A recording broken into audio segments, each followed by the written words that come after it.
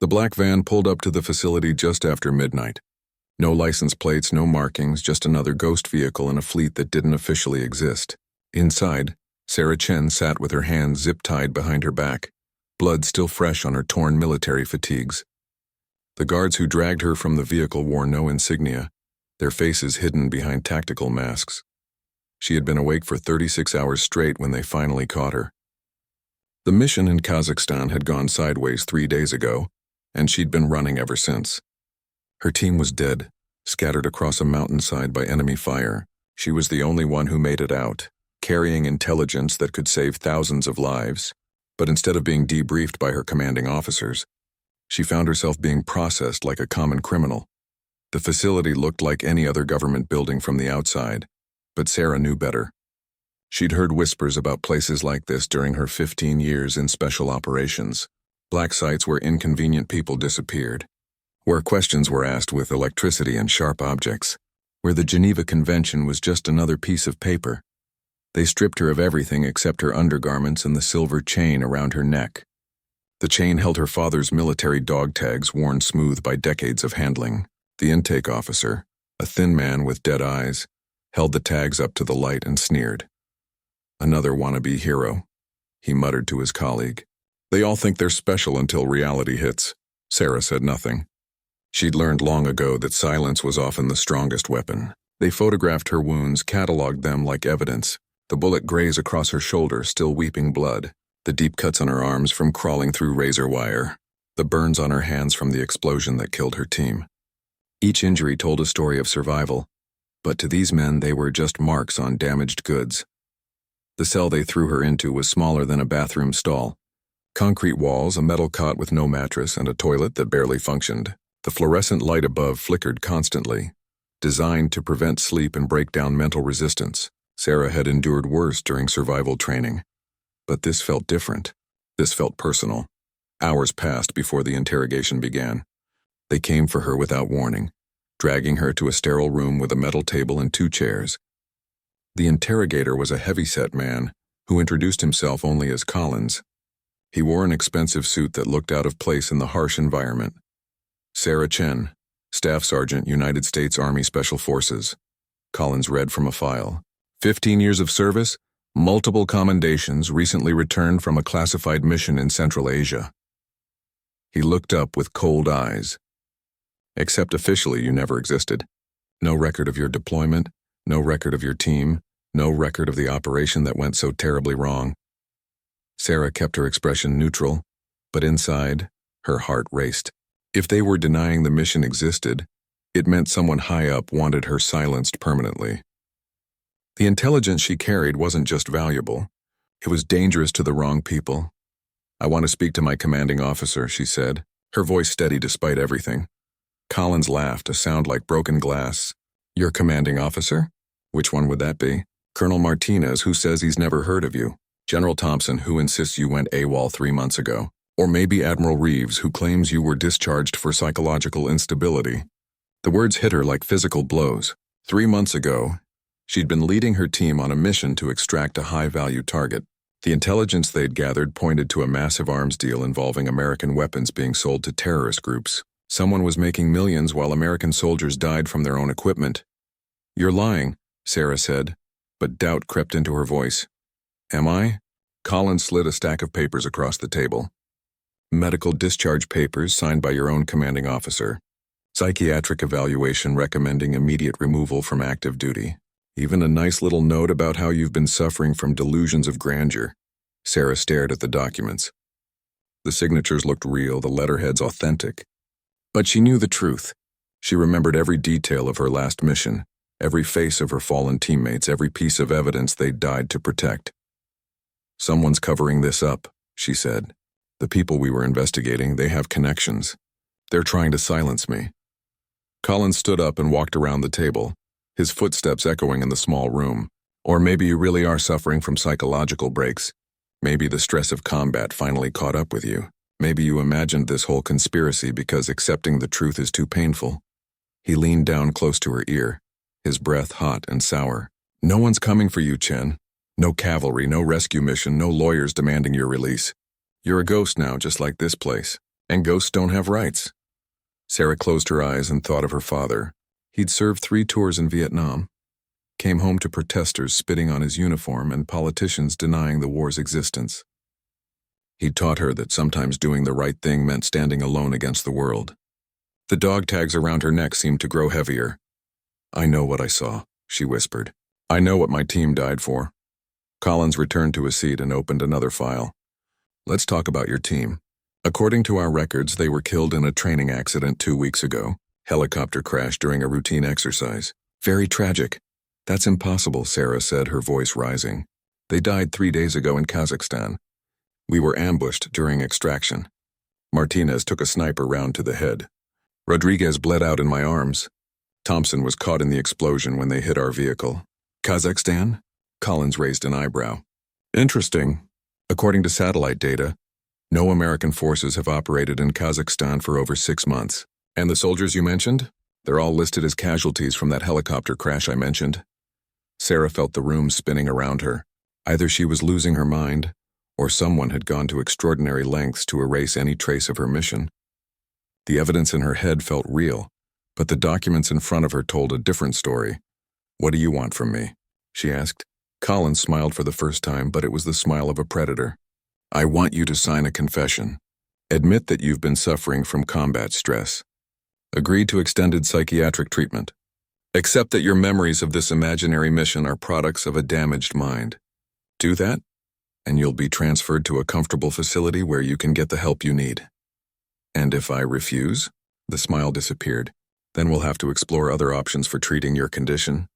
Options that might be less pleasant but more effective." As guards dragged her back to her cell, Sarah Chen realized she was completely alone. Abandoned by her country, betrayed by her superiors, and facing an enemy she couldn't see or fight directly. But in the darkness of her concrete cage, touching her father's dog tags, she made a promise. She would survive this no matter what it took, and someday, somehow she would make them pay for every lie they'd told and every soldier they'd sacrificed for their secrets. The torture began on her 3rd day in the facility. They didn't call it torture, of course. Collins referred to it as enhanced therapeutic intervention, designed to help Sarah accept reality and overcome her delusional memories. The guards who administered it called it nothing at all, working in silence like technicians servicing a broken machine. They started with sleep deprivation. The fluorescent light in her cell never turned off, and every time Sarah began to drift off, guards would bang on the metal door with batons. After 48 hours without sleep, hallucinations began to creep in at the edges of her vision. Shadows moved when they shouldn't, and she heard voices that weren't there. But Sarah had endured SEER training, the military's survival, evasion, resistance, and escape course. She knew the techniques they were using and how to fight them. She exercised in her cell, doing push-ups and sit-ups to keep her body strong. She recited the names of her fallen teammates like a prayer, keeping their memory alive despite the constant assault on her sanity. The guards noticed her resistance and decided to escalate. They brought her to a room with a metal chair bolted to the floor and restraints for her arms and legs. The chair was connected to electrical cables, and Sarah's blood ran cold as she realized what was coming next. "This is an old Soviet technique," Collins explained, adjusting his tie like he was preparing for a business meeting. Small electrical currents precisely applied. Not enough to kill or cause permanent damage, but certainly enough to encourage cooperation. The first shock felt like being hit by lightning. Every muscle in Sarah's body contracted at once, and she bit her tongue hard enough to draw blood. The pain was intense but brief, lasting only a few seconds. Collins waited for her to catch her breath before speaking again. "Your name is Sarah Chen, and you are a former soldier suffering from post-traumatic stress disorder. You have never been to Kazakhstan. Your teammates died in a helicopter crash during a training exercise. Repeat these facts and the pain stops." Sarah spat blood onto the floor and glared at him. "I know who I am and I know what I saw. Rodriguez died in my arms. Martinez took a bullet to save my life. Thompson was torn apart by an explosion meant for me. I won't dishonor their memory with your lies." The second shock lasted longer. By the 5th shock, Sarah was barely conscious, her body trembling uncontrollably. But she refused to break. Each time Collins asked her to recant her story, she repeated the names of her teammates and the details of their mission. Other guards began to take notice of Sarah's defiance. During shift changes, They would gather outside her cell and place bets on how long she would last. Some admired her stubbornness, while others saw it as a challenge to be overcome. They invented creative ways to break her spirit, flooding her cell with ice-cold water in the middle of winter, playing recordings of screaming children at maximum volume for hours at a time. But the worst torture was the psychological manipulation.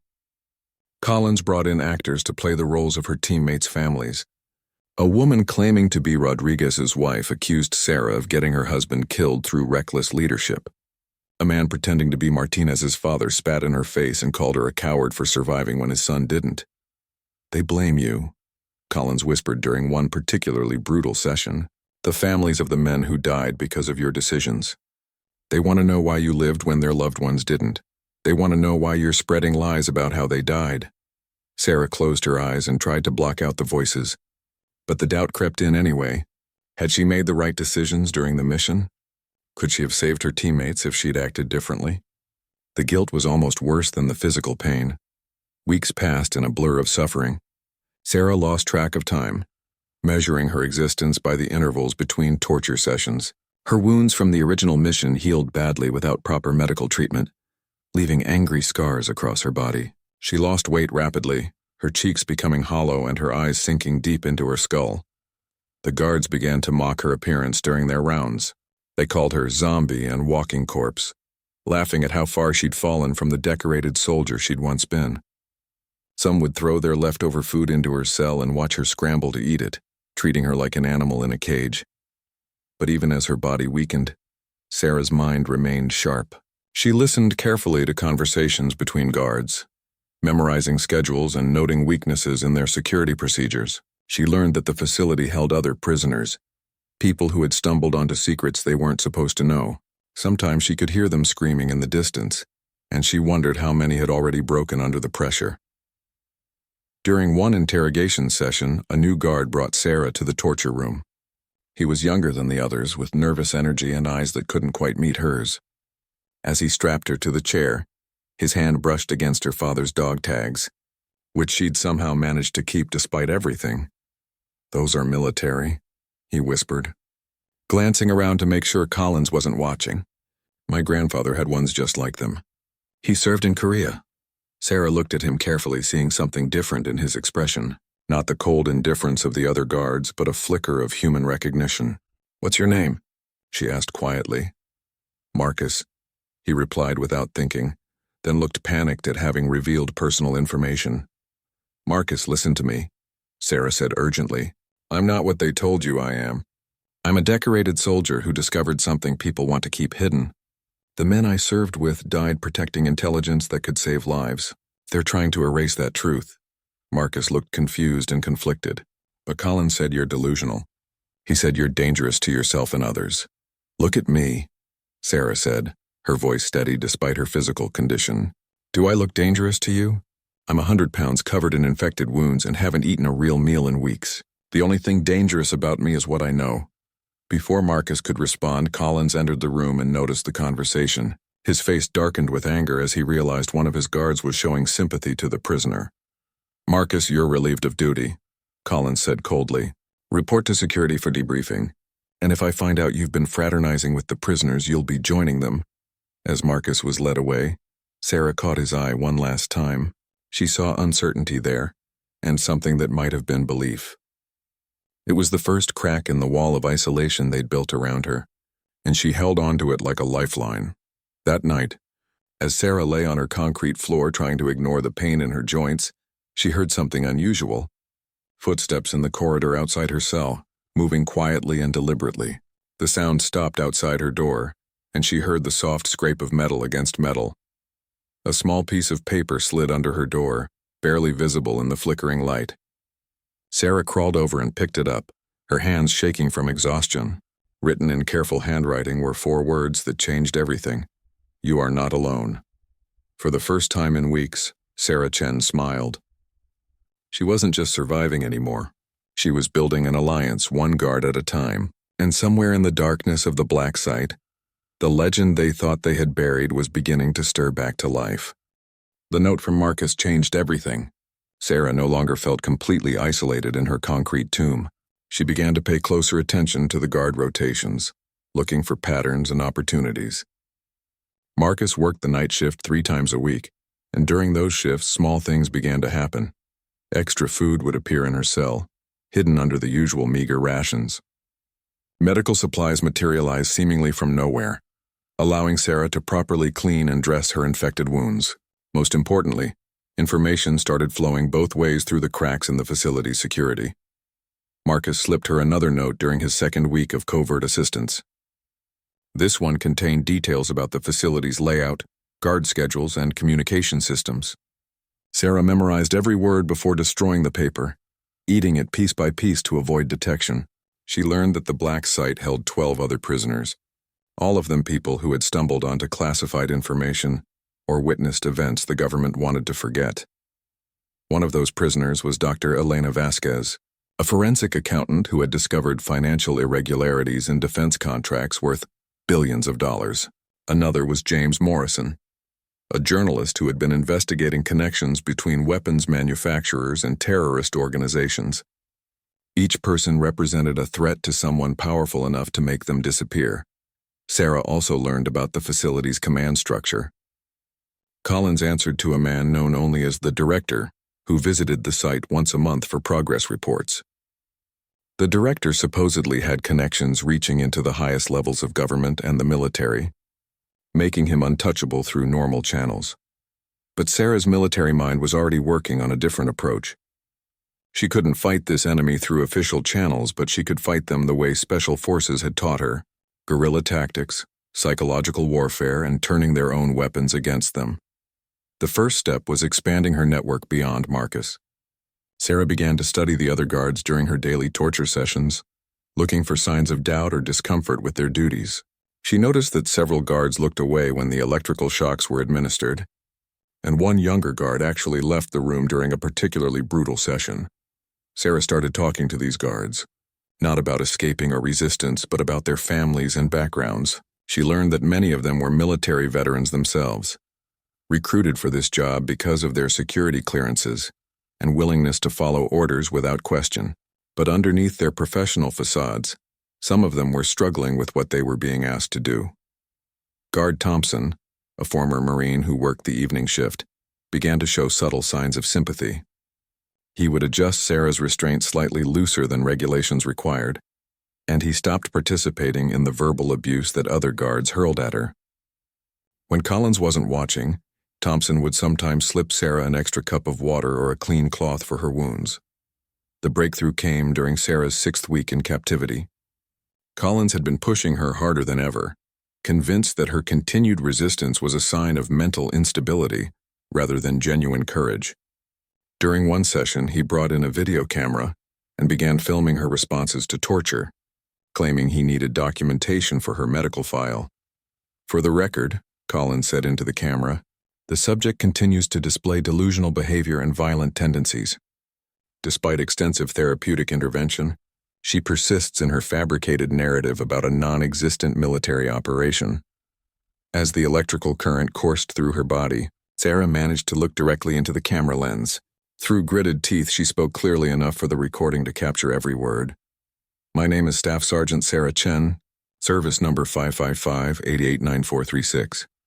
I led Operation Ghostwalker in Kazakhstan, where my team discovered evidence of American weapons being sold to terrorist organizations. We identified the network responsible, but someone with high-level access betrayed our mission. My teammates died protecting this intelligence, and now they're trying to erase the truth." Collins immediately stopped recording and destroyed the camera, but not before Thompson, who was operating it, heard every word. That night, Thompson approached Marcus during shift change, and they began talking in hushed voices about what they had witnessed. Sarah's strategy was working. The guards were starting to question their orders and doubt the official narrative about her mental state. Her clear, detailed account of the mission, delivered while under extreme duress, had the ring of truth that no amount of fake documentation could counter. But Collins noticed the change in atmosphere among his staff.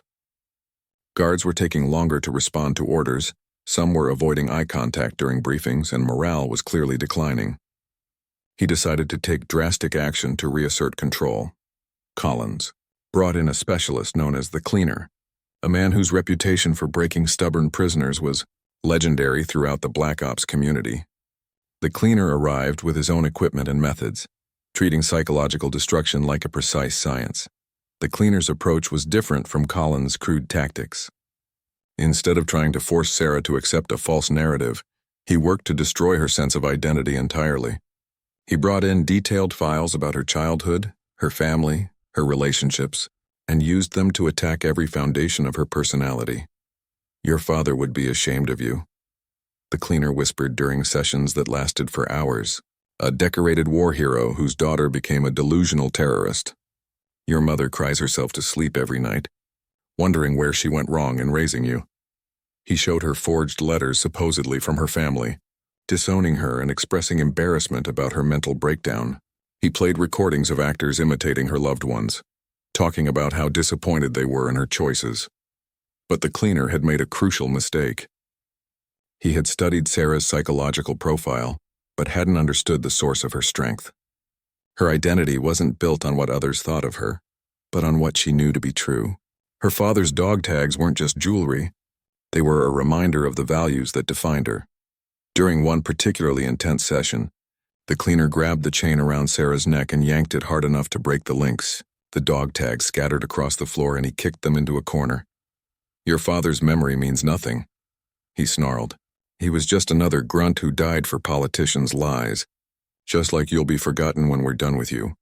That's when Sarah snapped, but not in the way the cleaner expected. Instead of breaking down, she felt a cold fury settle over her like armor. These people had tortured her, lied about her teammates, and now they were attacking the memory of her father. The gloves were coming off. "You made a mistake," Sarah said quietly, her voice carrying a tone that made the cleaner step back instinctively. "I was willing to endure this for the mission, for my teammates, for the truth. But now you've made it personal." That night, Marcus and Thompson found the dog tags where the cleaner had kicked them. Without saying a word, they carefully collected every piece and brought them back to Sarah's cell. As she held the broken chain in her hands, something hardened inside her heart. The scared, broken prisoner was gone. In her place sat a special forces operative who had just declared war on everyone responsible for her suffering. And somewhere in the shadows of the facility, guards were beginning to choose sides in a conflict they didn't fully understand. The legend that Collins thought he had buried was not only alive, but angrier and more dangerous than ever before. Sarah Chen was done being a victim. It was time to become what her enemies feared most, a soldier with nothing left to lose. Sarah's transformation didn't happen overnight, but the guards noticed it immediately. Where once they had seen a broken woman clinging to delusions, they now saw something that made them uneasy. Sarah moved differently, spoke differently, and looked at them with eyes that seemed to see right through their masks of authority. The change started with small acts of defiance. When guards came to collect her for interrogation, Sarah would stand at attention like a soldier reporting for duty, rather than cowering like a prisoner. During torture sessions, she began to recite military regulations and codes of conduct, speaking clearly and professionally even while electricity coursed through her body. According to the Geneva Convention, she would say between shocks, prisoners of war have the right to remain silent except for providing name, rank, and serial number. My name is Staff Sergeant Sarah Chen, service number 555-889436. That is all the information I am required to provide. The cleaner found her new attitude infuriating. His psychological techniques were designed to break down a person's sense of self, but Sarah was rebuilding herself stronger than before. She had stopped defending her memories and started treating the torture sessions like military training exercises to be endured and overcome. You think you're being clever, the cleaner sneered during one session, but you're just making this harder on yourself. We have all the time in the world and you're already broken. You just don't know it yet. Sarah looked at him with calm, steady eyes. I've been through SEER training, psychological operations coursework, and 15 years of active combat. I've been shot, stabbed, blown up, and buried alive. You think a failed psychiatrist with a God complex is going to break me? You're not even qualified to shine my boots. The insult hit home because it was based in truth. The cleaner had indeed been a psychiatrist once, before losing his license for unethical experiments on patients. His recruitment to the blacksite program was partly due to his willingness to use techniques that legitimate medical professionals wouldn't touch, but Sarah's defiance was having an effect beyond just frustrating her captors. The guards were beginning to see her as something other than a victim. Marcus and Thompson were no longer the only ones showing signs of sympathy. Other guards started to treat her with a grudging respect, recognizing the warrior underneath the prisoner's clothes. Guard Rodriguez, a former Army medic, began providing better medical care for Sarah's wounds during routine inspections. He couldn't openly help her, but he made sure her bandages were changed properly and that infected cuts received antibiotic ointment. When Collins questioned the improved condition of her injuries, Rodriguez reported that the prisoner had been more cooperative with medical procedures. The network of sympathetic guards grew slowly but steadily. They didn't meet or coordinate their actions, but they began to work together in small ways. Someone would ensure Sarah received clean water during Thompson's shift. Another guard would look the other way when Marcus slipped her extra food. A third would time bathroom breaks to give her a few extra minutes outside her cell. These small acts of humanity meant more to Sarah than her helpers could know. They proved that not everyone in the facility had abandoned their moral compass, and they gave her hope that her resistance was inspiring others to remember who they used to be. Collins began to notice the change in his staff's behavior and decided to implement stricter surveillance measures. He installed cameras in previously unmonitored areas and assigned guards to watch other guards for signs of fraternization with prisoners. The atmosphere in the facility became tense and paranoid as everyone suspected everyone else of potential betrayal. The paranoia reached a breaking point when Collins discovered that Sarah had somehow acquired a small mirror made from polished metal. He couldn't figure out how she had obtained it, which meant one of his guards was definitely helping her. In his fury, he called an all-hands meeting and threatened mass firings unless the guilty parties confessed. "Someone in this room is compromising our mission," Collins announced to the assembled guards. "Someone is providing unauthorized aid to a dangerous prisoner. I want names and I want them now." The room fell silent. The guards looked at each other with suspicion and fear, but no one spoke up. Collins had created exactly the kind of environment where loyalty crumbled and trust evaporated. But instead of strengthening his control, it was pushing his staff to unite against him. That night, an unsigned note appeared under Collins's door. It contained a single sentence: "We know what you're doing here and we know it's wrong." Collins tore the facility apart looking for evidence of who had written it, but came up empty. The note had been carefully crafted using letters cut from official documents, making handwriting analysis impossible. The psychological warfare was now flowing in both directions. Sarah had turned the guards' guilt and moral conflict into weapons against their superiors. She was fighting back using the most powerful tool available to her: the truth about what was happening in the facility. Meanwhile, Sarah's intelligence gathering was paying dividends. Through careful observation and the information provided by her allies, she had mapped out the facility's security systems, guard rotations, and communication protocols. She knew when shift changes occurred, where the cameras were located, and which guards could be trusted. More importantly, she had identified the facility's weaknesses. The blacksite operated on a skeleton crew to maintain secrecy, which meant it was vulnerable to coordinated action by even a small group of determined individuals. The guards were mostly veterans who had been recruited for their skills and loyalty, but they weren't prepared for an internal rebellion. Sarah also learned more about the other prisoners through whispered conversations. During transport between cells, Dr. Vasquez had been held for 8 months and had valuable information about the financial networks funding illegal arms deals. Morrison, the journalist, had sources inside the Pentagon who could corroborate Sarah's story about the Kazakhstan mission. Together, they represented a devastating threat to the conspiracy that had put them there. The breakthrough Sarah had been waiting for came when Marcus brought her news that the director was scheduled to visit the facility the following week. This would be the first time the mysterious figure had appeared since Sarah's arrival, and it represented both an opportunity and a dangerous escalation. "He's coming to evaluate the program," Marcus whispered during a brief moment when they were alone. "Collins is worried that the prisoners aren't breaking fast enough, and the director is questioning the facility's effectiveness." Sarah's mind immediately began working through the implications. If the director was unhappy with results, he might decide to eliminate the prisoners permanently, rather than continue the expensive and risky detention program. But his visit also meant that the person responsible for their suffering would finally be within reach. "What does he look like?" Sarah asked. "What do you know about him?" "Nobody knows his real name," Marcus replied. "He's older, maybe 60, always wears expensive suits. The guards call him the Ghost because he seems to appear and disappear without anyone seeing him come or go.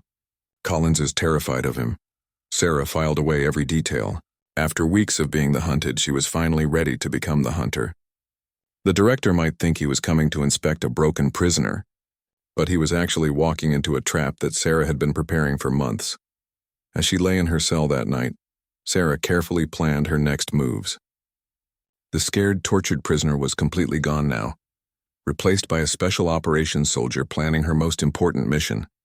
She had allies, intelligence, and, most crucially, she had nothing left to lose. The director was about to discover that the legend he thought he had buried was very much alive and ready for war. The director arrived on a Tuesday morning in a convoy of black SUVs that seemed to materialize out of nowhere. Sarah heard the vehicles pulling up to the facility and knew her moment was approaching. She had spent the previous week preparing, using every resource her network of sympathetic guards could provide.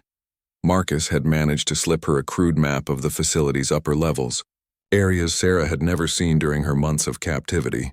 Thompson had provided information about emergency protocols and evacuation procedures. Even Rodriguez had contributed, sharing details about the medical bay where prisoners received treatment for serious injuries.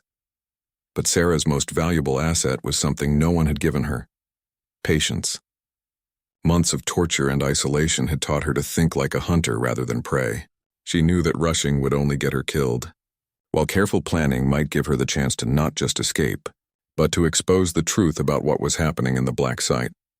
The director's arrival created a ripple of nervous energy throughout the facility. Guards who usually moved with casual confidence now walked with military precision. Collins, normally arrogant and controlling, became visibly anxious as he prepared briefings and status reports. Sarah observed all of this through the small window in her cell door. The shift in atmosphere told her everything she needed to know about the power dynamics in the facility. Collins might run the day-to-day operations, but the director was clearly the one calling the shots from above. On Tuesday afternoon, Sarah was brought to the interrogation room for what Collins announced would be a special evaluation session. The room had been cleaned and rearranged, with additional chairs set up to accommodate observers. When Sarah was strapped into the torture chair, she noticed cameras positioned at multiple angles, obviously intended to record the session for the director's review. Collins appeared more nervous than Sarah had ever seen him. He kept checking his watch and adjusting his tie, clearly worried about making a good impression on his superior. The cleaner stood in the corner looking smug and confident, apparently believing that this would be his moment to showcase his expertise. When the director finally entered the room, Sarah felt a chill run down her spine. The man was exactly as Marcus had described, older and distinguished in an expensive suit. But there was something else about him that set off every alarm bell in Sarah's mind. She'd seen him before, though she couldn't immediately place where. "So this is our stubborn prisoner," the director said, his voice cultured and precise. "Staff Sergeant Sarah Chen, the woman who refuses to accept reality. I'm disappointed that months of treatment haven't improved her condition." He walked slowly around the torture chair, studying Sarah like a scientist examining an interesting specimen. His eyes were cold and calculating, devoid of any human warmth or empathy. When he spoke again, his voice carried the casual authority of someone accustomed to having life and death power over others. "Collins tells me you persist in claiming to have served on a mission that never existed, with soldiers who died in an unrelated accident. He says you've created an elaborate fantasy involving arms dealers and conspiracy theories. Is this accurate?" Sarah looked directly into the director's eyes and spoke with absolute clarity. "My name is Staff Sergeant Sarah Chen, service number 555-889436. I led Operation Ghostwalker in Kazakhstan, where my team discovered evidence of American weapons being sold to terrorist organizations through intermediaries. We identified the network responsible and gathered proof of the transactions. My teammates died protecting that intelligence." The director smiled, but it was the smile of a predator toying with prey. "Interesting. And who exactly do you believe was responsible for these alleged arms sales?" Someone with access to military supply chains and classified shipping routes, Sarah replied. Someone with connections in the defense industry and the ability to manipulate official records. Someone powerful enough to make people disappear when they ask inconvenient questions. Something flickered in the director's eyes, and Sarah suddenly realized where she had seen him before, not in person, but in photographs included in the intelligence package her team had assembled in Kazakhstan. He had been identified as a person of interest in the arms dealing network, though they hadn't been able to confirm his involvement. The director noticed her moment of recognition, and his expression hardened. Continue with the evaluation, he told Collins. I want to see exactly how delusional she's become. Collins activated the electrical system, sending currents through Sarah's body that made her muscles contract and her vision blur. But instead of screaming or begging, Sarah used the pain to focus her mind. She was no longer just a prisoner being tortured. She was gathering intelligence on her primary target. You're Richard Blackwood, Sarah said through gritted teeth as another shock coursed through her. Former Pentagon procurement officer, current CEO of Meridian Defense Solutions. You've been selling American weapons to terrorist organizations for the past 3 years, using your government connections to cover your tracks. The director's composed facade cracked for just a moment. Collins looked confused, clearly not understanding the significance of what Sarah had just revealed. But the cleaner stepped forward, his face darkening with anger. She's more dangerous than we thought, the cleaner said. Her delusions are becoming more specific and potentially damaging to ongoing operations. But Sarah wasn't finished. The electrical torture continued, but she used each pause between shocks to reveal more of what she knew. Meridian Defense has contracts worth $2 billion with the Pentagon. You use those contracts to legitimately acquire weapons and equipment, then divert portions of shipments to shell companies you control. The shell companies sell the weapons to intermediaries, who then distribute them to terrorist groups in Africa and the Middle East. Blackwood's face had gone pale. He signaled for Collins to stop the electrical torture and stepped closer to Sarah's chair. Where did you get this information? My team intercepted communications between your intermediaries and their clients, Sarah continued, her voice steady despite the pain racking her body. We photographed shipping manifests, recorded phone conversations, and documented financial transfers. We know about the warehouse in Almaty, the bank accounts in the Cayman Islands, and the bribes you've paid to Pentagon officials to keep your contracts active. The room fell silent except for the hum of the electrical equipment. Collins looked terrified, realizing that he had been torturing someone who possessed information that could destroy his boss. The cleaner was studying Sarah with new interest, apparently wondering how much more she knew. Blackwood walked to the back of the room and made a quiet phone call, speaking in whispers that Sarah couldn't quite hear. When he returned, his expression was grim and determined. You're correct about one thing, Sergeant Chen, he said. You and your team did discover information that threatens ongoing operations. But you're wrong about what kind of operations they are. He nodded to Collins, who began setting up a laptop computer connected to a large monitor. Let me show you the bigger picture. The weapons sales you stumbled onto aren't criminal activities. They're authorized intelligence operations designed to track terrorist networks and identify their funding sources. Images appeared on the monitor showing official documents with Department of Defense, letterheads, and CIA seals. Sarah recognized some of the weapons shipments her team had photographed, but now they were being presented as legitimate government operations. Every weapon we've placed in terrorist hands contains tracking devices and hidden cameras, Blackwood continued. We've been able to map entire terrorist networks, identify their leaders, and predict their attacks. The intelligence we've gathered has prevented dozens of terrorist incidents and saved thousands of American lives. Sarah stared at the documents, her mind racing to process this new information.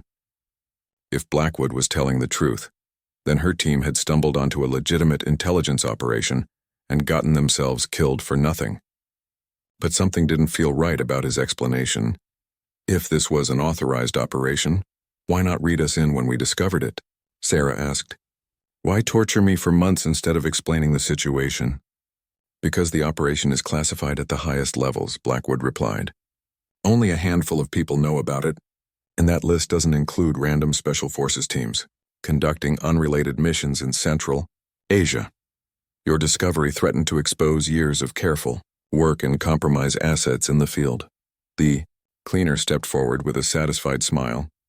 You see, your heroic mission to expose corruption was actually an attempt to destroy a vital national security operation. Your teammates died because you led them into a situation they didn't understand, pursuing evidence of crimes that didn't exist. Sarah felt doubt creeping into her mind for the first time in months. The documents looked authentic, and Blackwood's explanation was plausible. But her instincts, honed by years of combat experience, told her that something was still wrong. Show me the authorization documents, she said. If this is a legitimate CIA operation, there should be signed orders from the Director of Central Intelligence. Blackwood and the cleaner exchanged glances. Those documents are classified beyond your clearance level, Blackwood said. You'll have to take my word for it. That's when Sarah knew he was lying. In her 15 years of military service, she had learned that legitimate operations always had proper documentation. The fact that Blackwood couldn't or wouldn't produce authorization papers meant that he was either running an unauthorized operation or covering up genuine criminal activity. You're still lying, Sarah said quietly. If this was a legitimate intelligence operation, you would have contacted my commanding officers to resolve the situation quietly. Instead, you had me disappeared and my teammates killed. You've tortured me for months and tried to destroy evidence of what we discovered. Those aren't the actions of someone protecting national security. Blackwood's expression hardened again. What I'm protecting is far more important than the life of one delusional soldier. The operation I've described is real, even if the specific details are classified, and it will continue regardless of what you think you know. He turned to Collins and the cleaner. She's too dangerous to be allowed to live. Her knowledge of our methods and her refusal to accept treatment make her a permanent security risk. Prepare her for final disposition. Sarah's blood ran cold, but she forced herself to remain calm. She had always known this moment would come, and she had been preparing for it. The question now was whether her allies among the guards would be ready to act when the time came. As Collins and the cleaner began discussing the details of her execution, Sarah closed her eyes and thought of her father's dog tags, now broken but still precious. She had promised to survive this ordeal and expose the truth, and she wasn't about to give up now. The legend they thought they had buried was about to prove just how dangerous a cornered soldier could be. The execution was scheduled for midnight, giving Sarah less than 6 hours to escape or die trying. As the guards escorted her back to her cell, she caught Thompson's eye and gave him an almost imperceptible nod. The signal meant that tonight was the night they had been preparing for, and there would be no second chances. Thompson's response was equally subtle, a slight adjustment to his grip on his weapon that confirmed he understood. As Sarah was locked back in her cell, she could hear the guard making quiet radio calls, ostensibly for routine security checks, but actually alerting the other members of their network. Sarah had spent weeks preparing for this moment, both physically and psychologically. Despite the months of torture and deprivation, she had maintained her conditioning through constant exercise in her cell.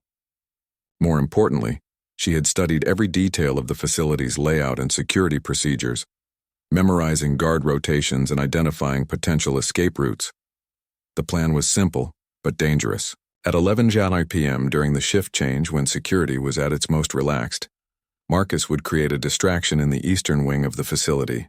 While the remaining guards responded to the emergency, Thompson and Rodriguez would help Sarah escape from her cell and reach the facility's communication center. Once there, Sarah would use the facility's own equipment to broadcast her story to the outside world. She had memorized the contact information for several journalists and military officials who could be trusted to investigate her claims. Even if she didn't survive the night, the truth about the blacksite and Blackwood's operation would finally be exposed. At 10:30 p.m., Sarah heard the first signs that the plan was in motion. Emergency alarms began blaring in the distance, followed by shouts and running footsteps. Marcus had triggered a small fire in one of the storage areas, creating enough smoke and chaos to draw guards away from the cell blocks. Thompson appeared at her door exactly on schedule, his face grim but determined. "Are you ready for this?" he whispered as he unlocked her cell. "I've been ready for months," Sarah replied, stepping out of the concrete box that had been her home for so long. Her legs were unsteady after the prolonged confinement, but adrenaline gave her strength. Rodriguez was waiting in the corridor with a guard's uniform and equipment belt. "It won't fool anyone for long," he said as Sarah quickly changed clothes. "But it might buy you a few extra seconds if someone sees you from a distance." They moved through the facility's corridors like ghosts, avoiding the main routes and using service passages that Sarah had memorized from the maps Marcus provided.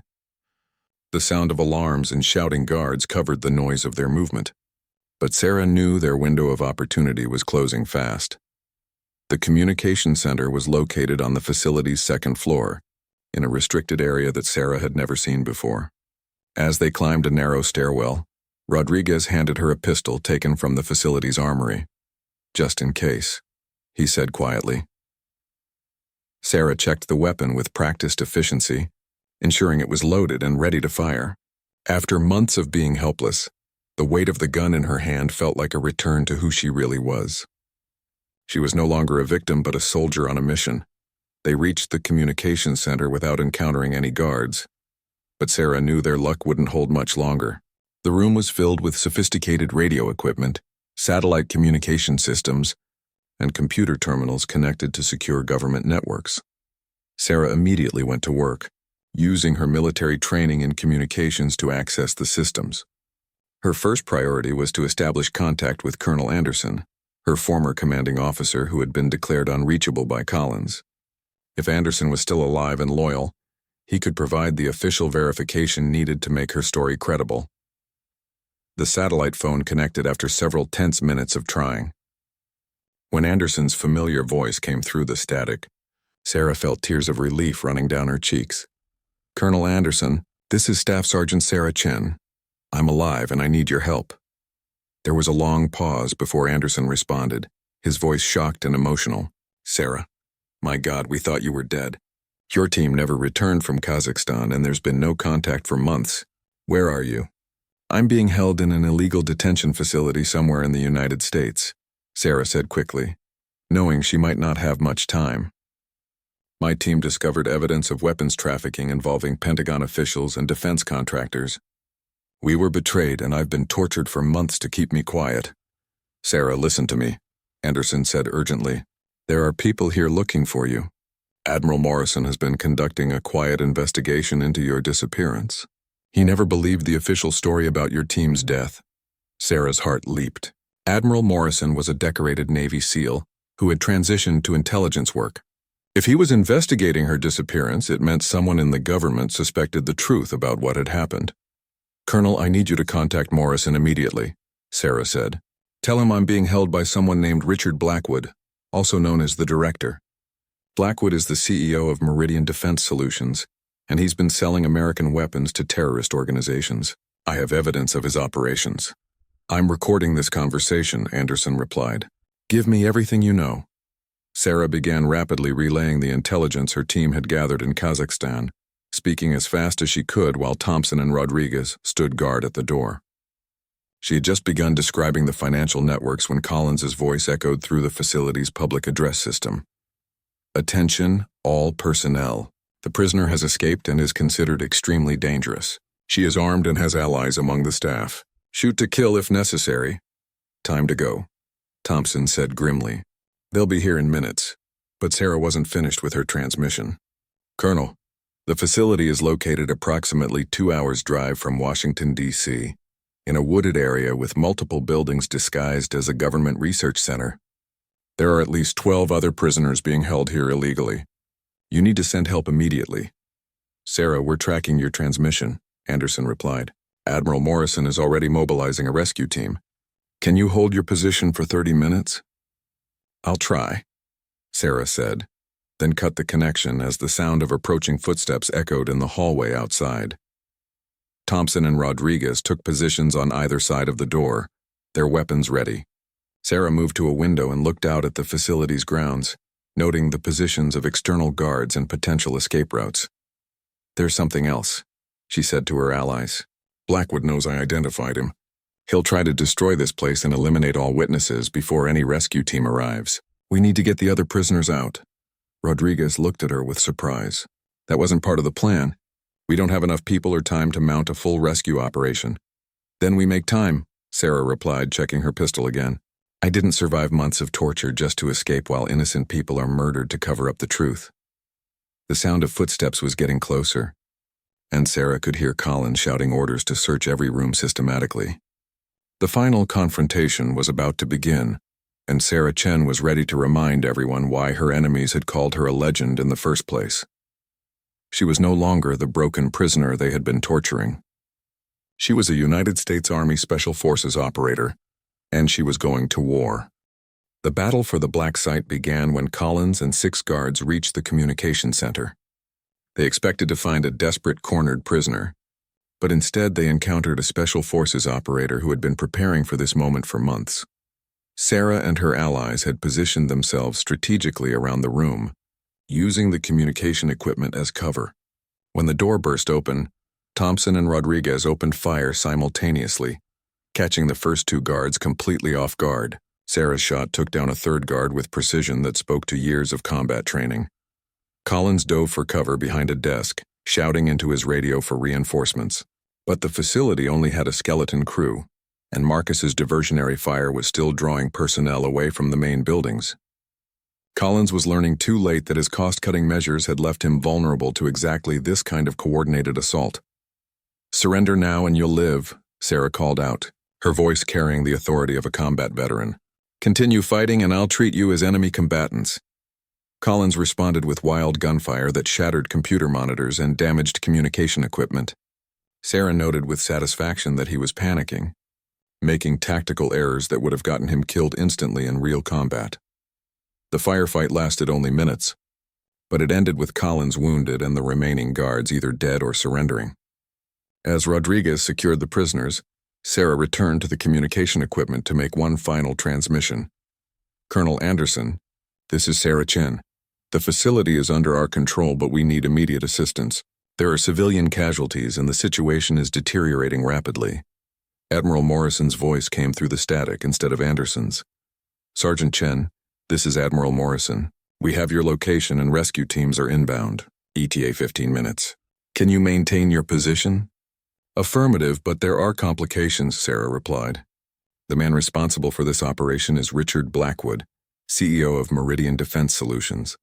He was here earlier today and may have contingency plans to destroy evidence. We also have 12 other prisoners who need immediate medical attention."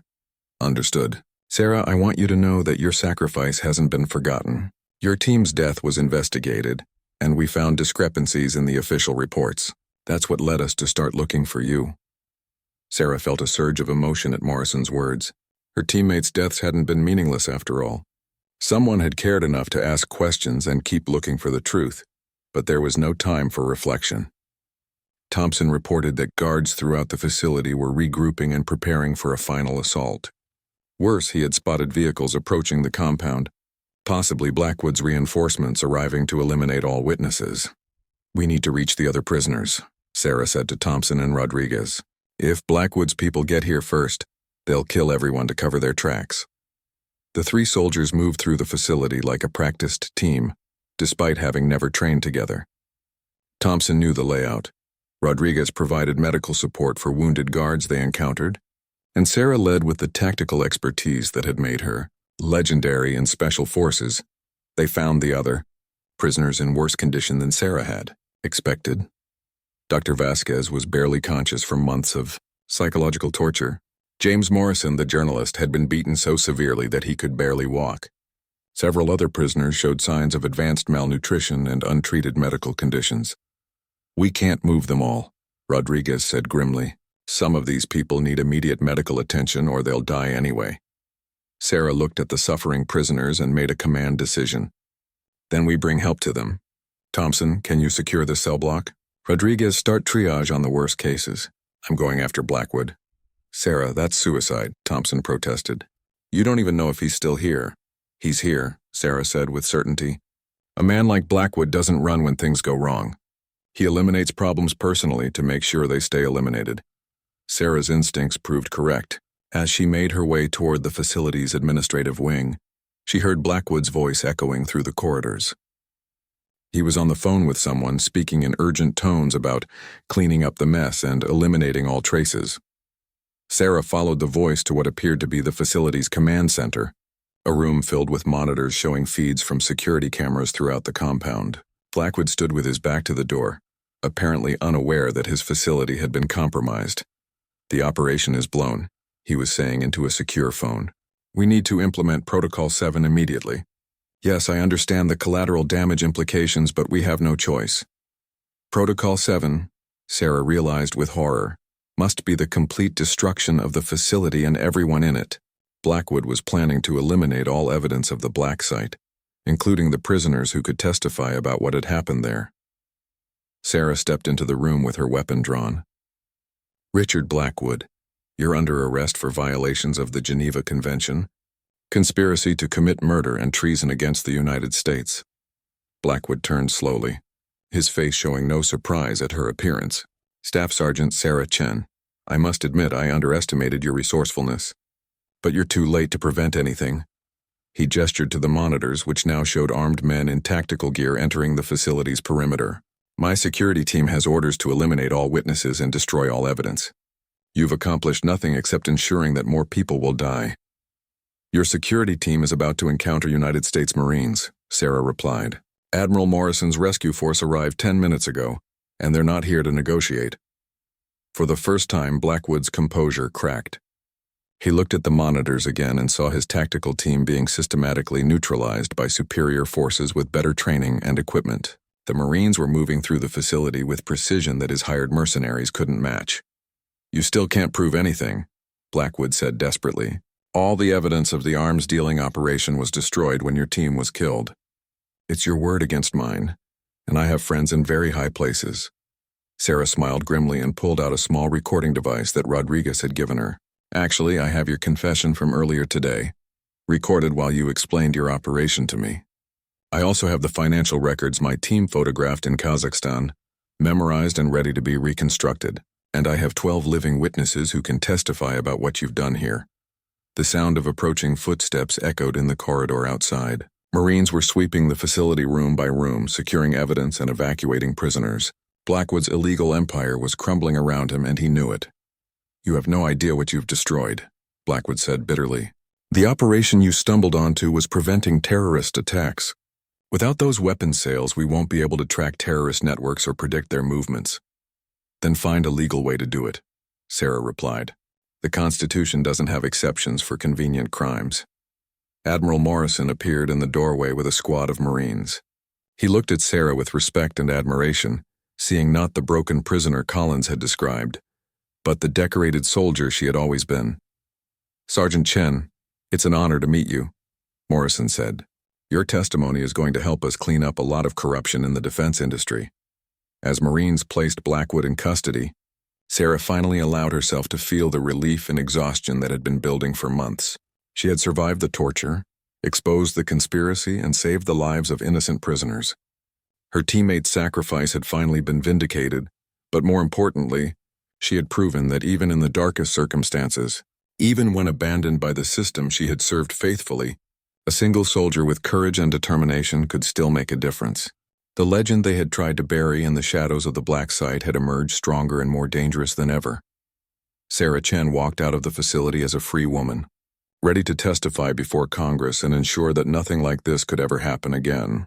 The girl who had been mocked for her wounds had become the woman who brought down an empire built on lies and corruption. The legend was real, and justice had finally been served.